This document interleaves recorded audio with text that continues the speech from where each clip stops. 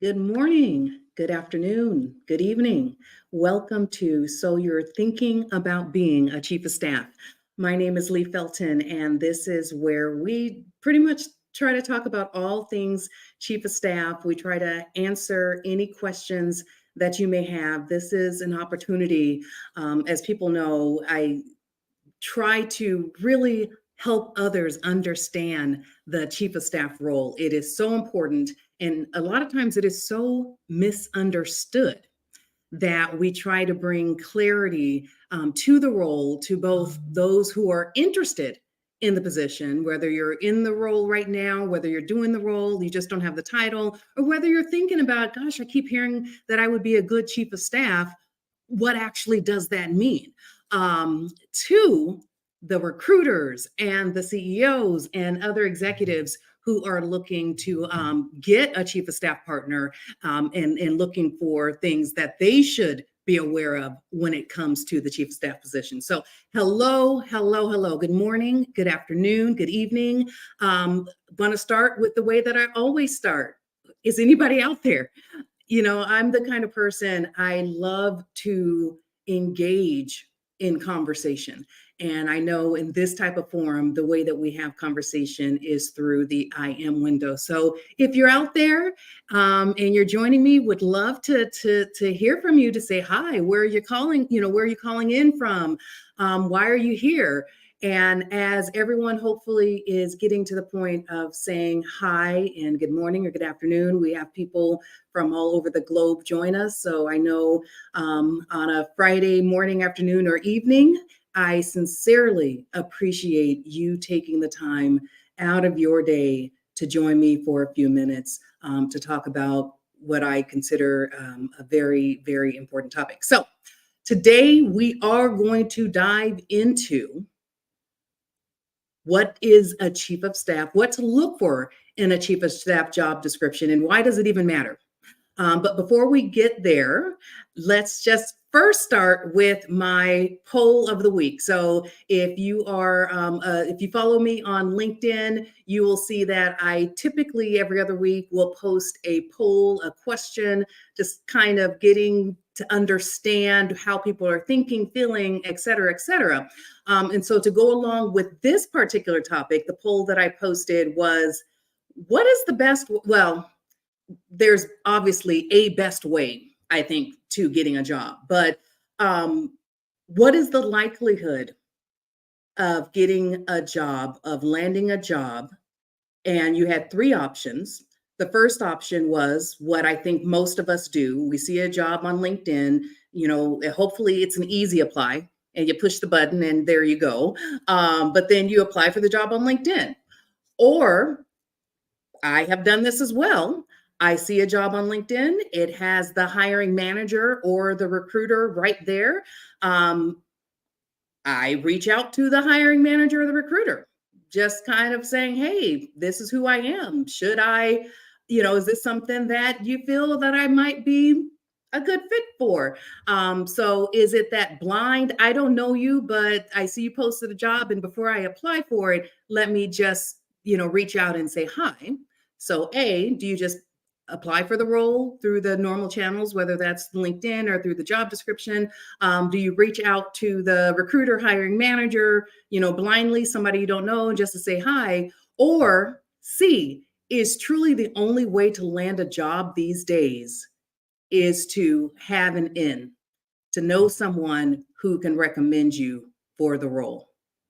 So I'm very curious. And the poll, wasn't even a competition. I think it was like 75% of everyone that answered said, oh, you have to know somebody. So I'm curious what you think, because if the only way to get a job these days is to know somebody, I think I think that is just falling short. It's not only falling short for the candidates, these very qualified candidates that not everybody knows someone who knows someone who knows someone, but it's really falling short for the organizations because you're missing out on some spectacular talent.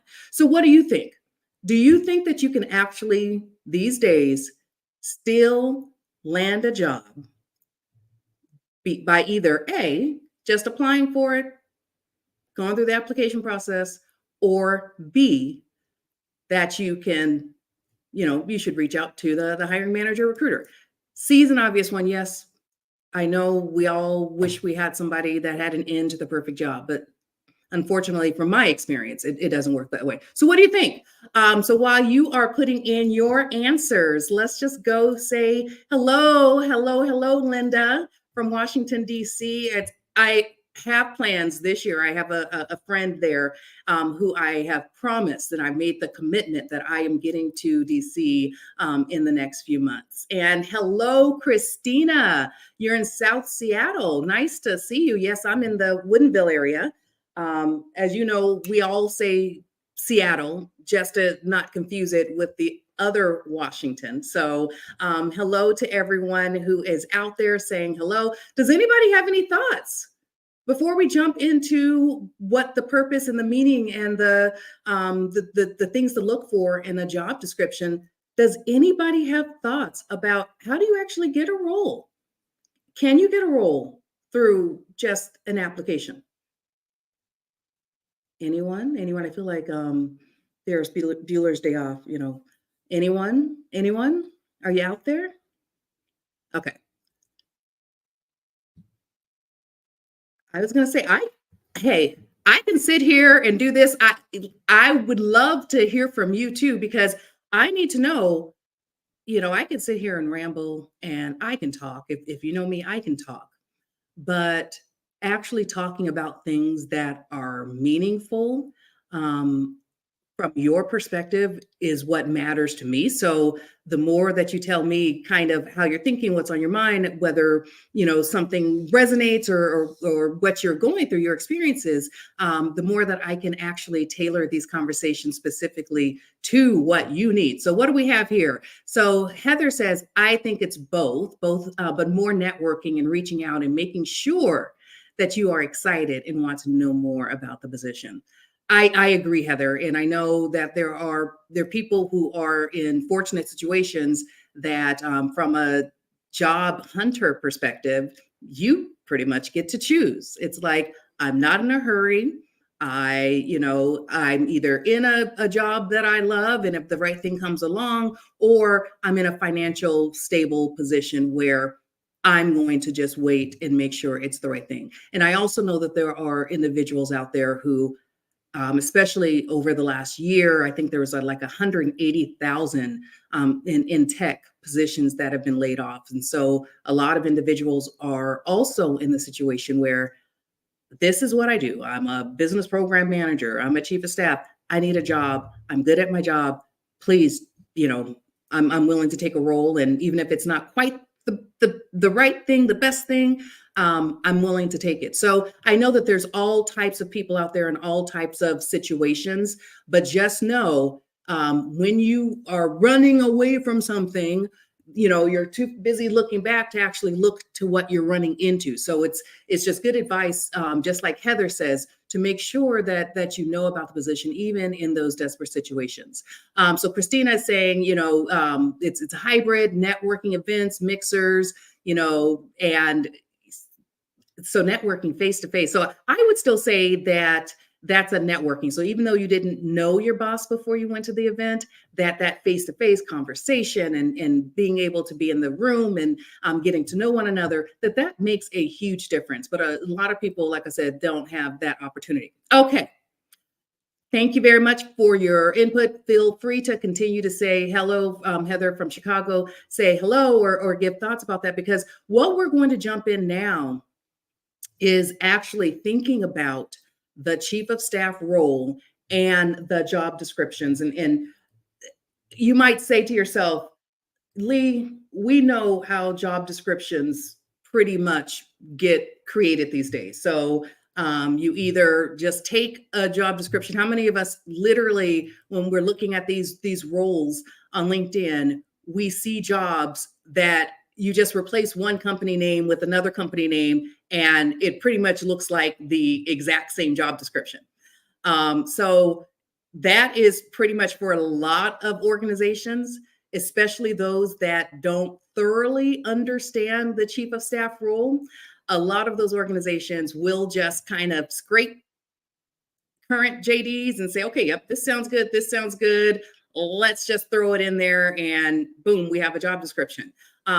It is a way to do it. And especially for organizations that don't quite know the chief of staff role, what they're looking for, that happens a lot. So I would say for chiefs of staff in that position where you see this very generic job description, sometimes it's up to us as the chiefs of staff, even before we get the role, to write the job description, to help that hiring manager or that recruiter say, this is what I see in your job description. These are the things that I add and contribute. Is that the direction that you're looking for in this role? And so that's completely okay. But, today we are going to jump into the job description for the chief of staff and why does it even matter? So let's think about that for a minute. And then back in the day, it used to exactly be that. Take a job description in a company, and let's say your company has multiple of the roles, you would just, scrub out that team and put your team's name in it. Now, in the days of Chat GPT, you don't even have to do that, because what we are doing is we're taking the Chat GPT job description. So literally what I did was I asked Chat GPT to write me a job description for hiring a chief of staff. So Chat GPT, write me a job description for hiring chief of staff. And I think what you will see in this job description, first of all, anybody that knows my background knows that I am a technology equity advocate. I am very strong in the ethical and responsible AI space. And so I do a lot of teaching around AI, and I try to mix that with how to run various operations, leaderships, and all of those kind of things. And so when I first looked at the job description, I was like, I could definitely see how an organization could take this job description and just run with it. It was decent until you dive in. And so whether it's a Chat GPT job description or whether it is a job description that, that you're reading for a company, what the words say on the job description actually matter. They really do matter. And okay, I'm a little pedantic, and words mean a lot of things to me. My background is in business communication, so I do believe that words matter. But in a job description, let me show you the Chat GPT job description again. So this is the Chat GPT job description. You'll see that it has just like every job description we've seen, it lays out the role purpose. It goes into the responsibilities and it goes into the qualifications. And so, but if we dig a little deeper, then let's just dive in and say, okay, the role purpose. So according to ChatGPT, the purpose of this job that we're hiring for, we are seeking a dynamic and strategic chief of staff to work closely with the CEO and senior leadership to drive organizational excellence and operational efficiency. The chief of staff will serve as a trusted advisor to the CEO, managing critical projects, facilitating communications across departments, and ensuring alignment with strategic objectives. What do you think of that? What do you think of that job description? Excuse me. Okay, the whole job description we'll get into, but if we specifically just say, I'm an organization and this is the purpose of this role, this is why, at a high level, if you just read the snapshot glance, what do you think about this role description in the job description? Do you think that ChatGPT nailed it? Nailed it. Any thoughts about this particular? It seems very broad. Yep, seems very broad. I've actually, I think I've seen jobs with like this exact role purpose. And if you are a recruiter or a hiring manager and you're just using this snap and play, listen to what people are saying. It is very generic. And although, I mean, it has some key words in there, doesn't it? A trusted advisor, working closely with the CEO and senior leadership team. You're going to facilitate communications. You're looking at cross department. It doesn't say, things like rhythm of the business, rhythm of operations, getting things in alignment. It uses alignment with strategic objectives, but what does that actually mean? So I actually took it a step further. Any other thoughts before I move to my dissecting of this role purpose? Any other thoughts other than it's very broad, it's very generic. I mean, it could work. It's not bad at all.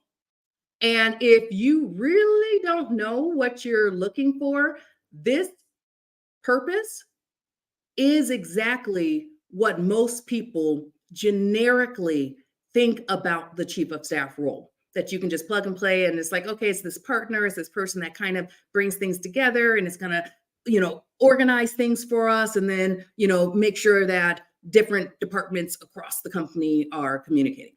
So it could work if you really aren't quite sure, and this just sounds good enough. But there's many things that if you're either an executive level chief of staff, and remember here we do talk about the executive level chief of staff. So the executive level chief of staff is not the catcher. So the executive level chief of staff is not the catcher of saying, okay, the CEO or the SLT, these are the things that we need done for our organization. Chief of staff, go make it happen. Chief of staff, what are our weekly SLT meetings? What are we covering? What are we tracking? So that's a catcher. So that's just somebody that catches the content or the to-dos, and yes, do not get me wrong. The catcher role is not at all to be diminished. It is a strong functioning part of the team. And a lot of times that is necessary. But depending on where you are in your career, like myself, you're not looking to be a catcher. You're looking for executive chief of staff roles. And so in those executive roles, you want to be the orchestrator. You want to be the creator. You want to be the basically the line of business owner for the chief of staff role. So it's not just catching what your CEO and what your senior leadership team thinks is important, thinks they want you to do, but it's actually letting them run their line of business, letting them set the strategic mission and vision for their line of business. And then you, in terms of running the operational rhythm and the workings of the organization, you get to outline and strategically develop what that means. And so in a generic position, especially in a catcher type role, this generic role purpose would be fine.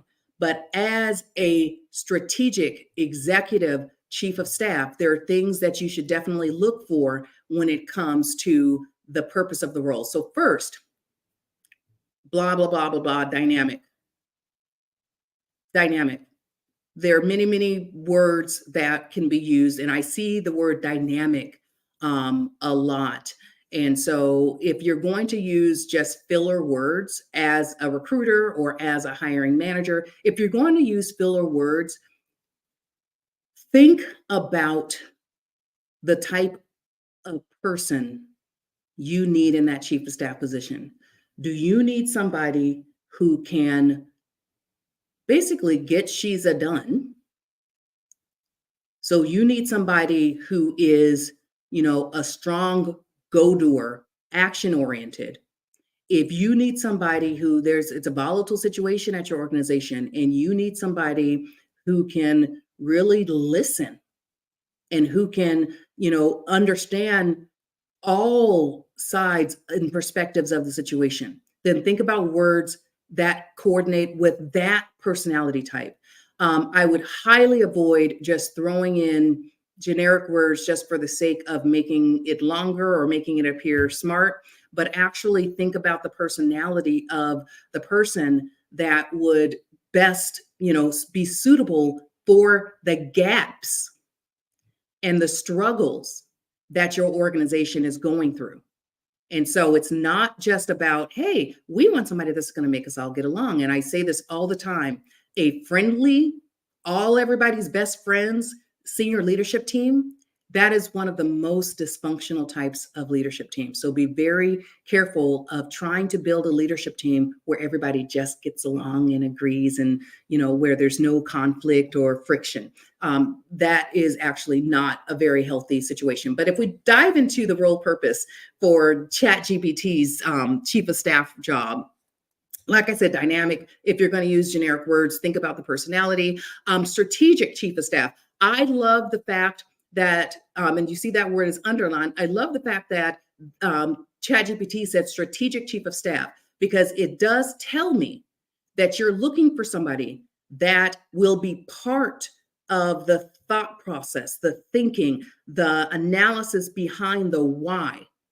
And so I actually do like that versus, just saying like a dynamic chief of staff. A strategic chief of staff tells me that you are up leveling the role just a bit, that you're looking for somebody with that strategic background, that strategic prioritization that will drive that chief of staff role. So I do like that. Then it says work closely with the CEO and senior leadership team. I do not care for those words. I do not care for those words because for me, an executive level chief of staff is a peer and a partner to the senior leadership team.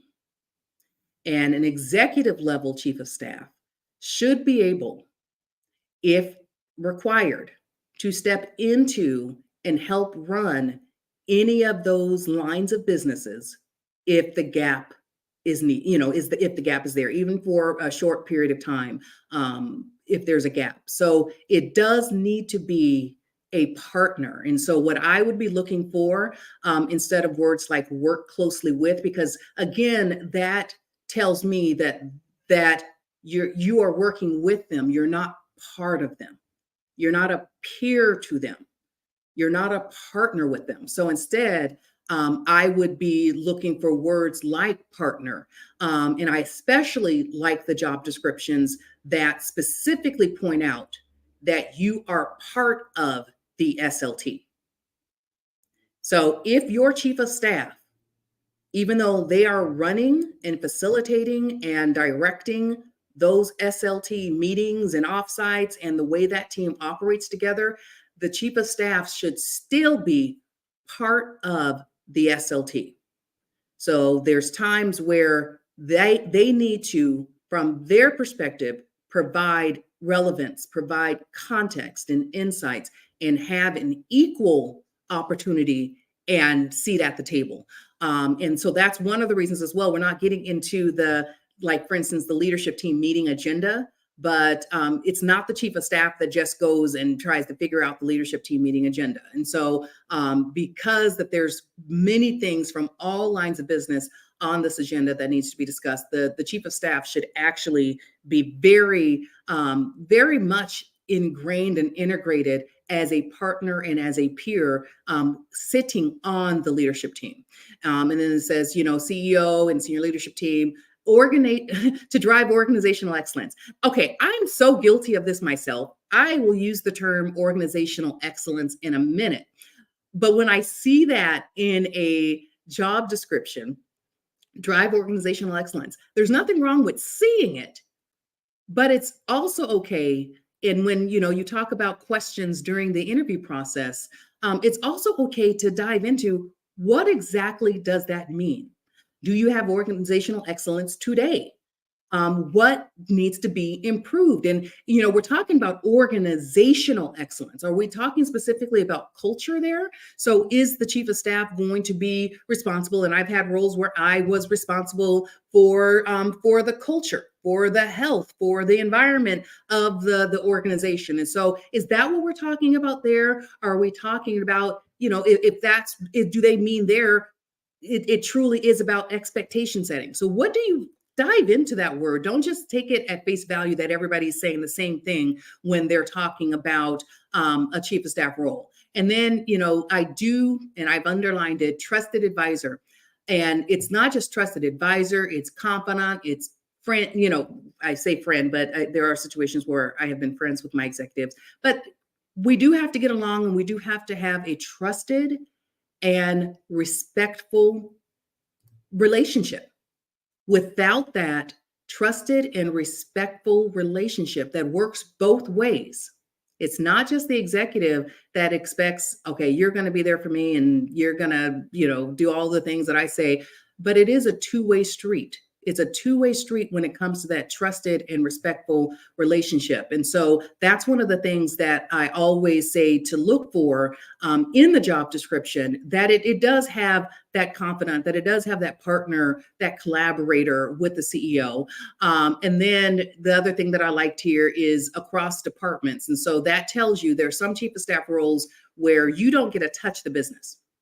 Your role is specifically looking internal at the leadership team and their functioning and what they're doing and making things happen behind the scenes. But I love the opportunity. A true executive chief of staff should be able to help run the business across all departments as a partner with each of the lines of business. You're a partner with the CMO, you're a partner with the CFO, you're a partner, with the human resources organization, the product organization, and so on. It needs to be able to have that reach across all departments. And I also found it interesting in ensuring alignment with the strategic objectives. Ensuring alignment. That word struck me as interesting, not good, not bad, but just one to maybe dig into. So as I think about the word alignment, and driving and ensuring alignment, that is still more of a catcher type phrase. It is a catcher word to me. And so what I would be looking for instead of alignment is, if you are responsible, and someone asked me the other day, what's the difference between KPIs and OKRs? And we'll go into that another time. But if you're responsible for driving and developing and ensuring alignment with the OKRs and KPIs, it needs to not just be on the receiver end. So saying, okay, here are the OKRs and KPIs, or here are the strategic initiatives or priorities, and we have to ensure alignment, but that you actually have a vocal, remember that word strategic chief of staff, that you actually have a role to play in the development of those strategic objectives. That it is, especially, if you're thinking about the organizational culture, you're thinking about the impact to cross-divisional teams, it can't just be that you're doing the alignment, but it has to be also include the development. So that's just one of the words that I would say to watch closely, as you're thinking about that particular role. And we won't have the opportunity to dive into ChatGPT's, full line of responsibilities, but as you can see, very, very generic, not bad.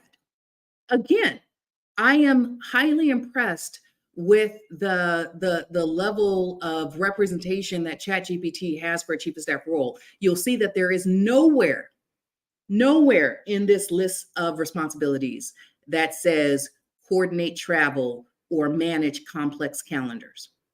I will be very vocal in saying that a chief of staff, a true chief of staff, does not manage executive calendars and organize their travel. Now, if you have one position, one headcount, and you have to choose between a chief of staff or a senior director level executive assistant, I say it all the time, I would in a heartbeat choose a senior level, director level executive assistant. But be very clear that that's what the role is. Where a lot of the confusion comes in is people are trying to match the roles together, mush them together, and say, oh, it's a chief of staff / executive assistant. that kind of position is not doing anyone a service. It's not doing a chief of staff who people are going to look at you as though you're not a peer, you're not a partner. You are the executive assistant, or the executive assistant who you're expected to perform all of these duties without getting the true chief of staff title and compensation. So, there is a divide. They're not the same roles, both highly qualified and highly respected positions, but totally different positions. For instance, I would never hire me to be somebody's executive assistant. I would really flail and fail at that type of role. So, I mean, this is just briefly touching into some of the things that you should consider, not just as you are writing job descriptions, because they matter. This is not just something you're throwing out there, but you're going to get bombarded with candidates. Do you want to get bombarded with the right candidates who actually there's the words in there and you know what it is you're looking for and they can help you deliver that? Or do you just want to have generic candidates? Because if you have such a generic job description, that is what you will end up with. And then for those that are looking for the jobs, as I said, be thoughtful. Even in situations where you need a job, be thoughtful about what you are getting yourself into. And it's okay for you to ask the questions.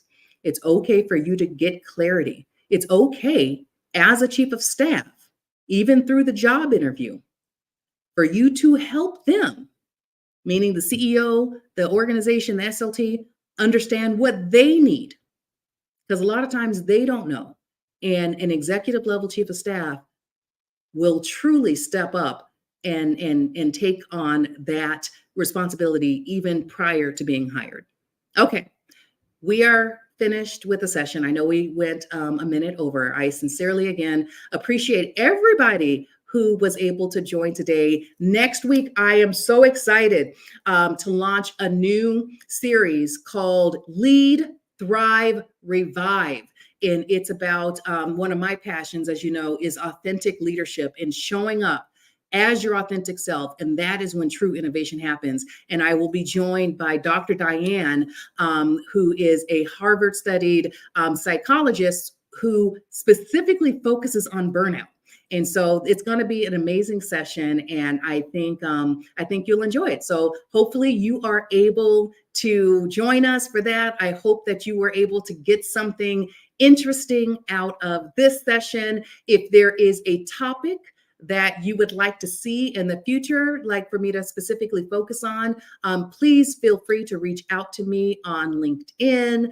That would be great. I don't do a lot of one-on-one mentoring these days just because I do the chief of staff coaching and consulting.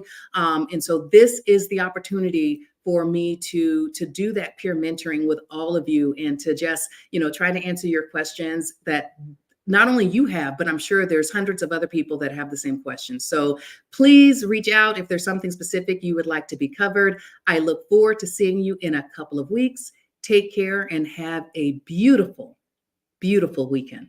Bye.